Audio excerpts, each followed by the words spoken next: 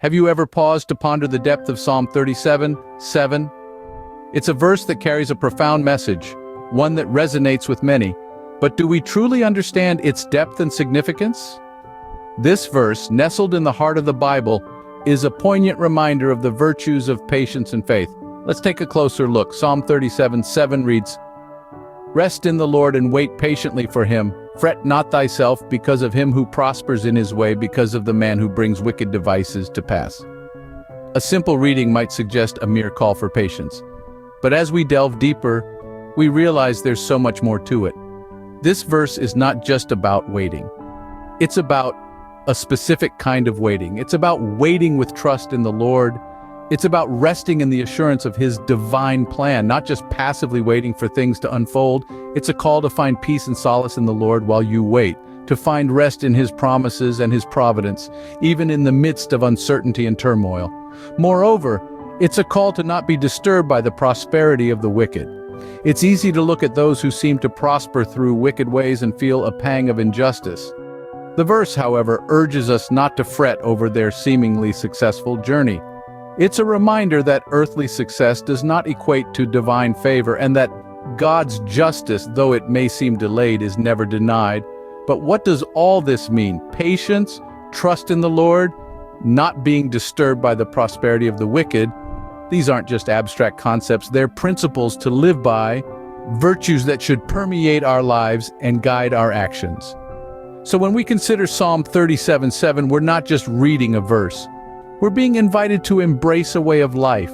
We're being asked to trust in the Lord's plan, to wait patiently for his timing, and to not fret over earthly injustice. In essence, this verse is a call for faith and patience, but what does that mean in our everyday lives?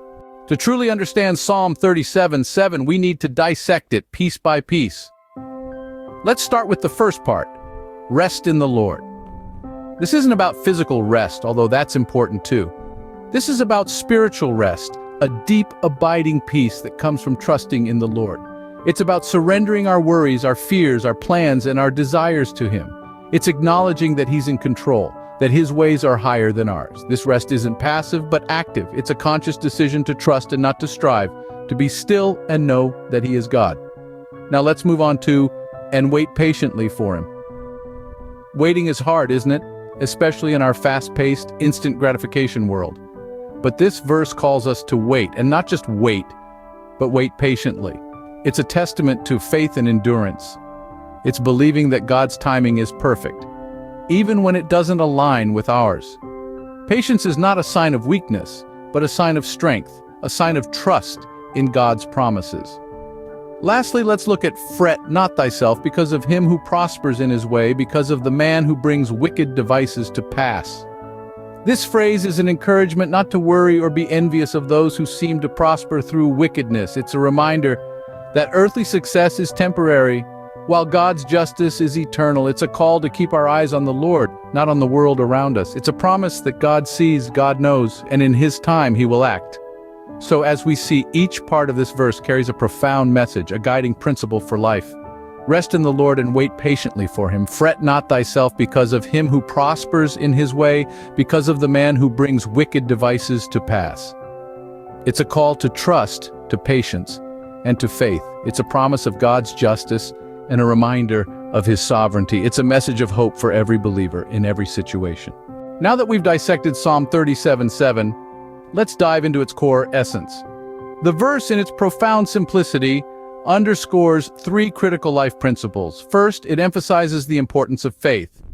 This faith isn't a blind leap into the unknown, but a trust rooted in the divine providence that governs our lives.